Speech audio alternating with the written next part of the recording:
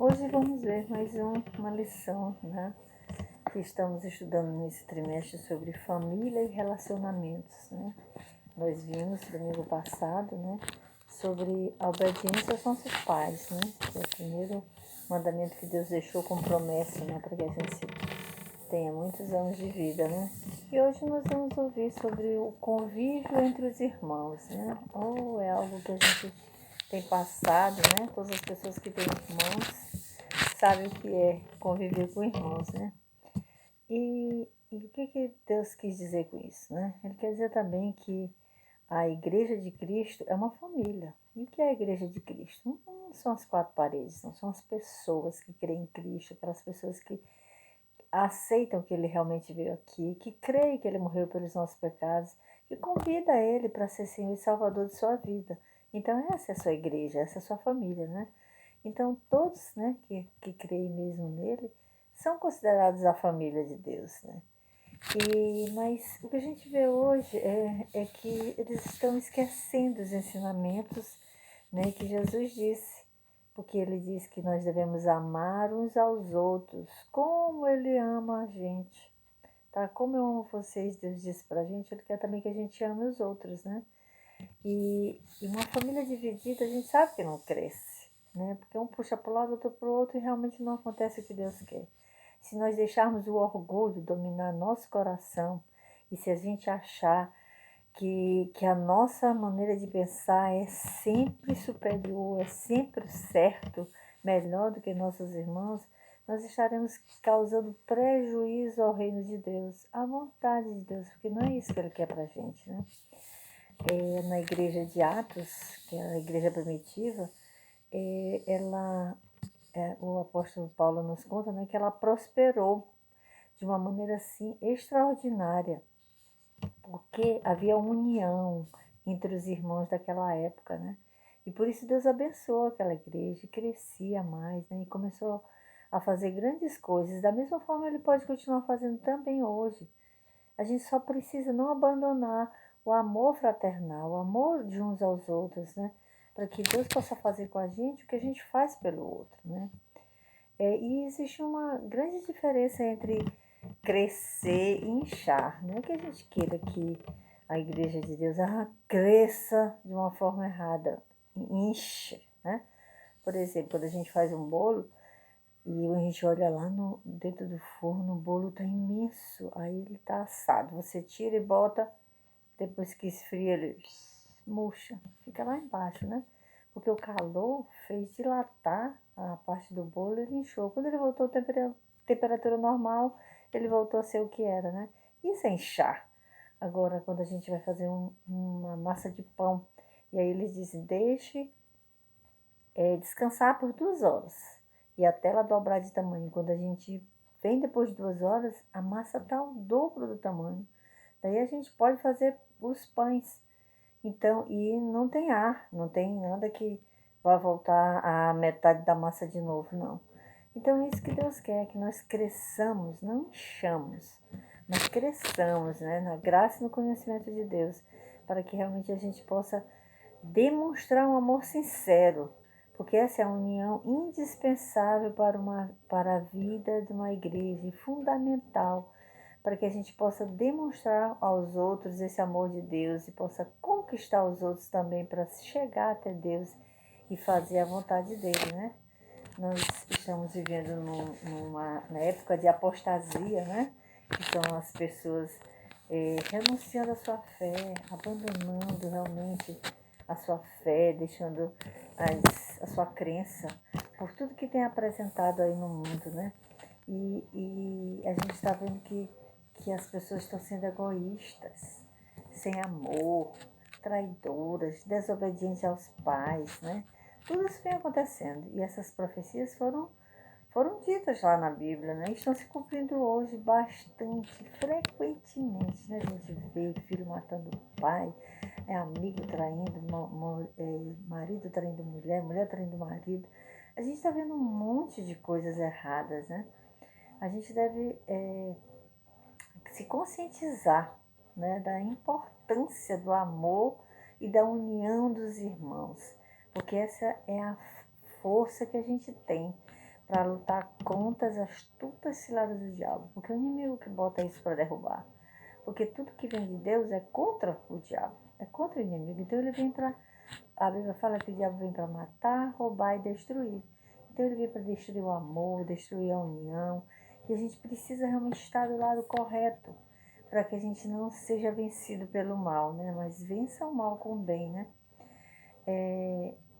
Se eu falar aqui para vocês, é porque a gente não está presente, mas se eu desse um palito de churrasco para cada um de vocês e pedisse para que um quebrasse um palito desse ao meio, seria extremamente fácil, né? Palito de churrasco, assim, grande, fino, a gente quebra uma facilidade. Mas depois, se nós juntássemos todos os palitos da sala, vamos dizer que nós temos 10 pessoas, e eu pegasse esses 10 palitos, amarrasse no fio e desse para essa mesma pessoa. Agora quebre os 10 palitos juntos. A dificuldade é ser muito grande. Provavelmente que ele é pequeno e sem força, ele não conseguiria. Aquele que quebrou um palito não consegue os 10 de uma vez, né? Quem é muito forte, tudo bem, mas na nossa força humana normal é difícil. O que Deus quer dizer com isso? É que quebrar um palito sozinho é muito fácil, mas quando a gente está unido, aí as coisas ficam mais difíceis de penetrar e derrubar a gente. Os irmãos, as forças do mal sempre tentarão destruir os irmãos, mas se a gente estiver unida, com só propósito, com amor fraternal, as forças malignas lutarão em vão. Quando eu estou do lado do vencedor, ninguém pode derrubar a gente. Porque a gente é mais... Não nós somos mais fortes, mas quem está lutando por nós. Porque Deus é maior que o inimigo, né? A boa parte da nossa infância, né? A gente passa ao lado dos nossos irmãos, né? Quem é filho único não teve esse privilégio, né? De estar junto com o irmão, de brincar. Mas é comum a gente ver as briguinhas que tem entre irmãos, né? E viver com os irmãos parece uma tarefa impossível às vezes, né?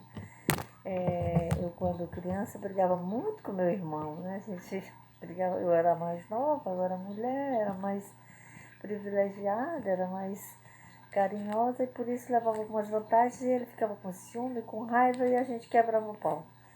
Mas, graças a Deus, nunca ficamos inimigos. A gente brigava muito, mas sempre estávamos falando no outro dia, né? Porque realmente a gente não pode deixar que a raiva, a angústia, tudo sobreponha nosso amor. São poucos os motivos para a gente estar, não são poucos, aliás, né? A gente está em conflito com o irmão, né? Porque é brinquedo, né? É ciúme, né? E quando a gente tem um irmão mais novo, então é pior, porque aí é uma grande confusão. Tudo é confusão. Ele mexe, ele quebra, ele faz as coisas que a gente não gosta, né?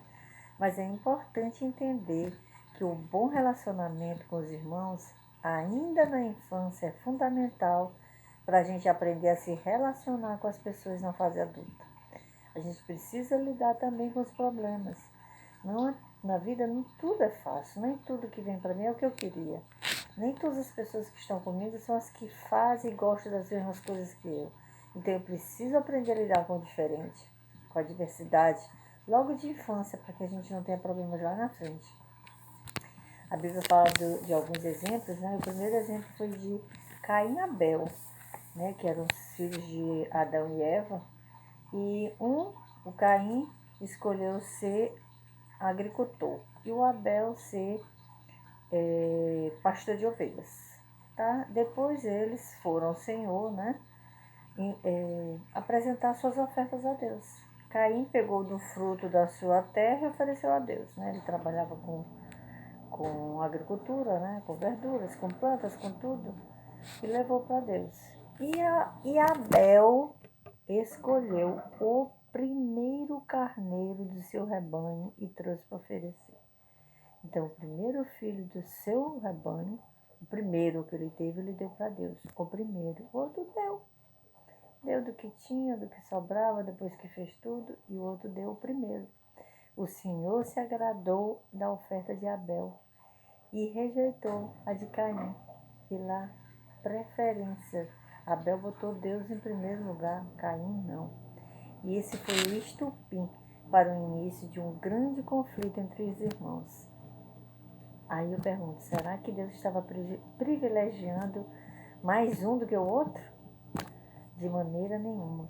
Deus estava apenas ensinando a Caim que ele precisava obedecer à vontade divina e ter uma fé sincera.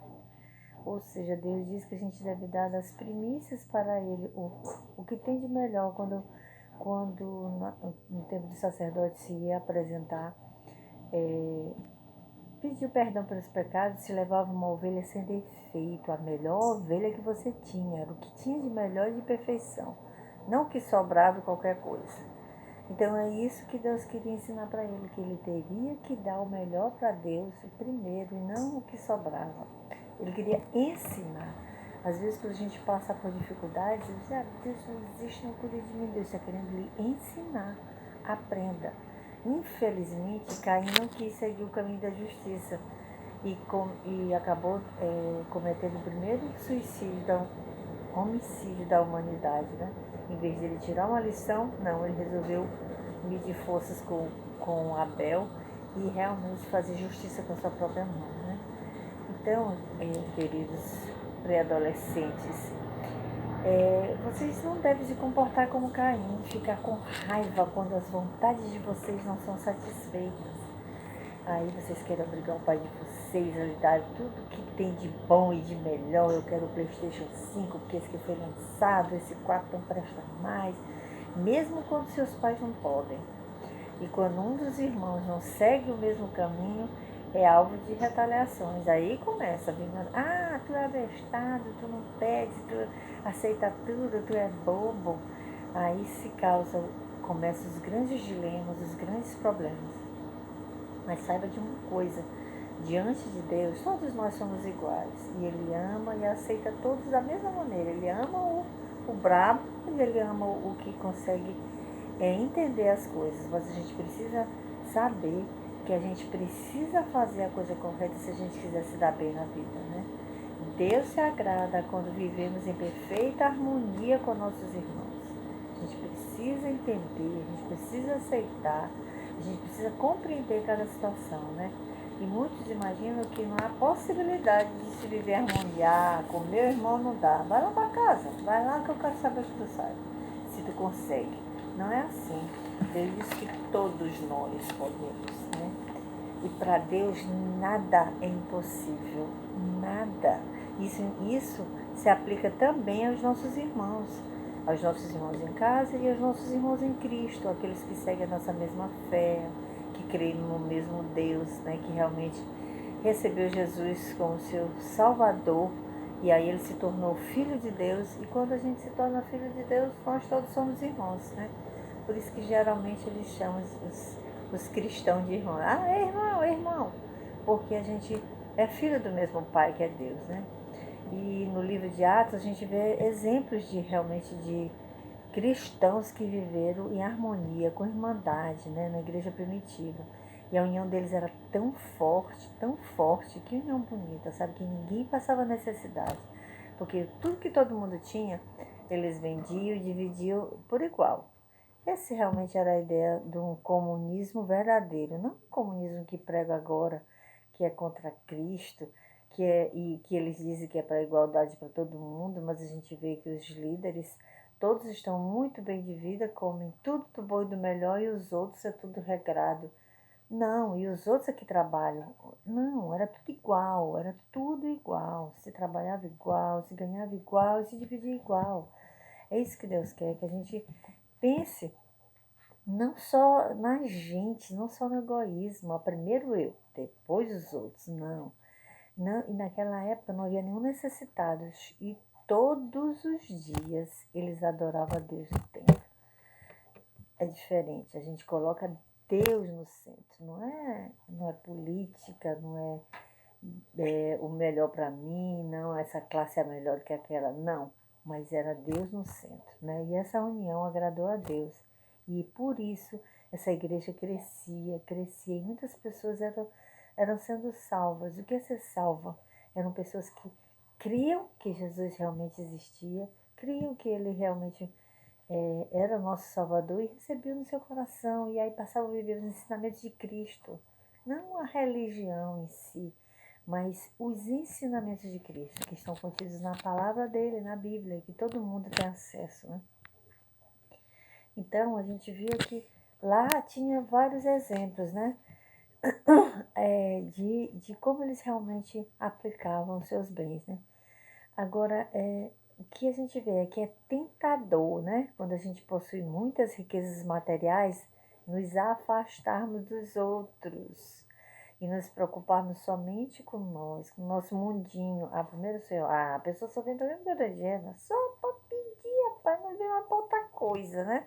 A gente vê essas pessoas, né? Mas isso não é o que Deus se agrada, né? A gente precisa, como parte da família espiritual de Deus, é nossa responsabilidade nos ajudarmos mutuamente em tudo que for possível. Meu irmão está passando necessidade, eu posso ajudar? Faça. Nunca vou receber, nunca vou me pagar. Não, não faça pensando que você vai receber em troca. Faça porque você está, como se você estivesse fazendo para Deus, está obedecendo à vontade de Deus, que Deus há de te recompensar na frente. Então, ajude, porque a família de Deus funciona muito melhor quando todos os seus membros trabalham juntos. A gente não pode deixar isso de fora, né? Uma igreja saudável e amorosa crescerá em números de membros. Aí a gente não vai inchar, a gente vai crescer, porque as pessoas vão ver o amor de Deus sendo demonstrado através das nossas vidas e elas vão querer experimentar esse amor. Elas vão ver que realmente é um amor sincero, né? E aí eu pergunto, você tem amor sincero pelas pessoas? Até mesmo por aquelas que não vão com tua cara? Tem pessoas que a gente olha assim, como diz o ditado, meu santo não cruzou com o dela, né? Talvez a gente tenha passado por isso, né? É impressionante como há pessoas que não gostam das outras só de olhar a aparência. Já tem antipatia mútua, assim, instantânea, perdão, não mútua, é instantânea. Olha e já não gosta. E Jesus ensinou valores diferentes para a sua igreja, para ser colocado em prática. E o primeiro, para começar, é pelo amor. Eu não posso deixar que o preconceito, ou seja, aquele conceito que eu faço antecipadamente, tome conta da minha vida. Eu preciso conhecer as pessoas. Algumas pessoas que eu conheci já me disseram assim, poxa, eu nunca pensei isso de você, eu te achava assim. Mas quando eu te conheci, você é uma outra pessoa. Que coisa boa. A gente precisa deixar o preconceito e conhecer e amar. E mesmo aquelas que a gente tem antipatia assim instantânea e que não bate, a gente precisa amar. E aí quando a gente não consegue, entra Deus, só Deus. É colocar diante do Senhor e pedir, me faça amar, Senhor, porque é tua ordem, mas não consigo. E a gente vai experimentar o poder de Deus na vida da gente, né? A gente precisa colocar em prática o amor, tá? E essa é na adolescência, na fase mesmo, é que a gente precisa compartilhar essa ideia. Porque Jesus ensinou que a gente deve praticar o amor, e é desde o começo que a gente precisa aprender, né? Então, que o amor de vocês não seja fingido. Odeie o mal e siga o que é bom. Está lá em Romanos. Amor fingido é um amor hipócrita, sabe? É aquele falso, sabe? Hipócrita é aquele que vive de aparências. E não é nada daquilo que ele diz que é. Eu sou assim, eu sou assado, eu tenho isso, eu tenho aquilo. E não é nada disso. A gente não deve viver assim, tá? A gente há pessoas que falam sobre o amor, mas negam esse amor quando alguém mais precisa. Não, o amor de Deus, eu amo a Deus. Aí a pessoa está necessitada, não tem, está endividada, está precisando de uma ajuda e eu me nego. E eu posso. Se eu não posso, tudo bem. Então eu coloco Deus em oração para que ajude. Mas se eu posso, Deus não faz para a gente o que a gente pode fazer, a gente tem que fazer.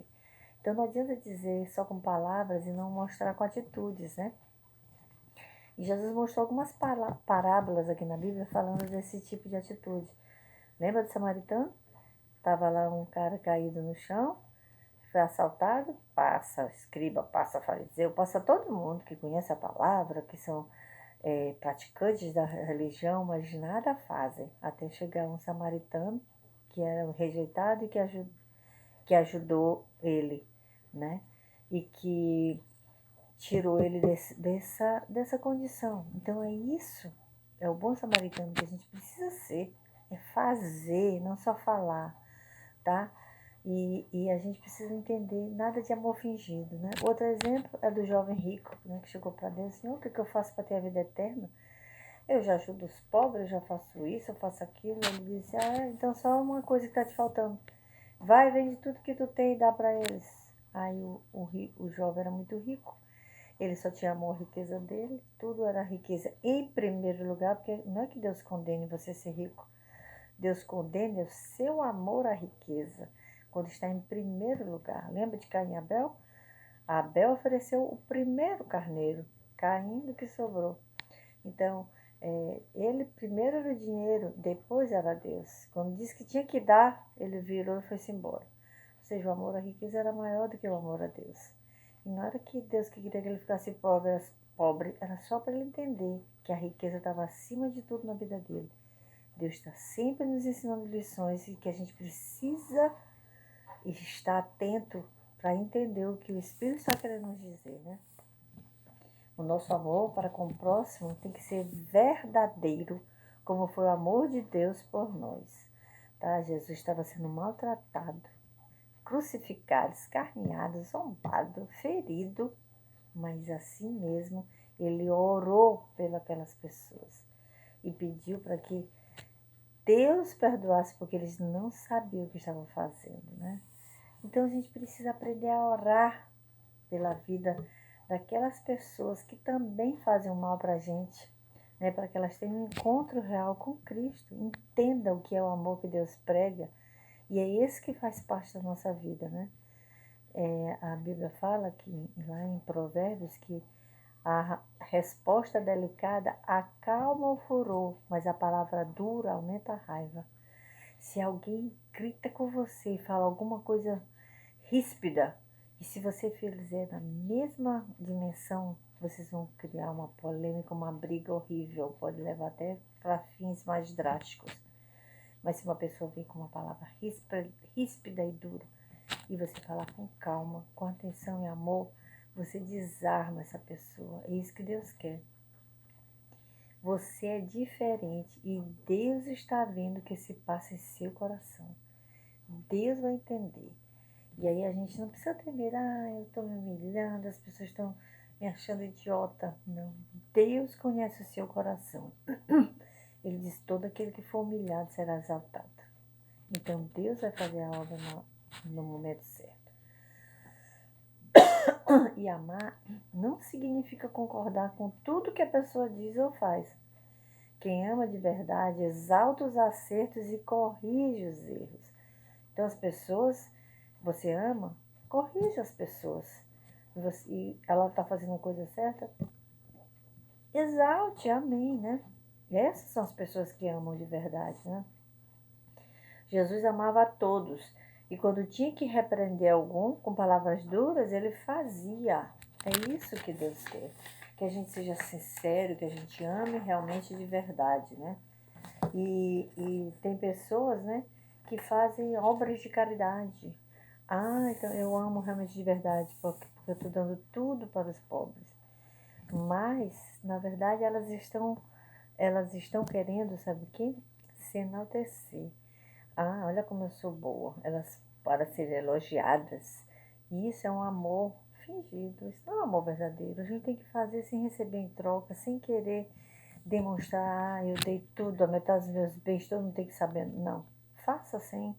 Deus que está lá no céu vai te recompensar. Se as pessoas precisarem saber e te dar todo o crédito que você acha que merece, né? E diante disso, né, a gente vê também que os adolescentes, os pré-adolescentes, também sentem determinadas sensações que influenciam o nosso comportamento, né, o comportamento de vocês. Sente ansiedade, sente medo, sente insegurança, sente falta de humor, ressentimentos. Isso tudo causa um estado de angústia, sabe? aquela dor que a gente sente no coração, a gente não sabe o que está passando direito, a gente fica triste, às vezes as pessoas entram em depressão. Isso às vezes acontece, né? Quantos adolescentes, jovens têm cometido suicídio por estar nesse estado de angústia tão grande que elas não conseguem resolver e acham que tirando a vida é a solução. E não é.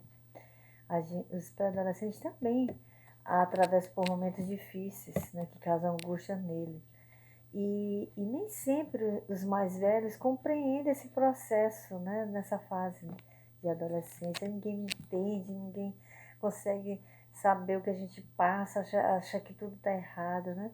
Mas é importante, né, que vocês tenham muita calma nessa hora, para não colocar a confiança de vocês em amizades que, em vez de ajudá-los, vão prejudicá-los.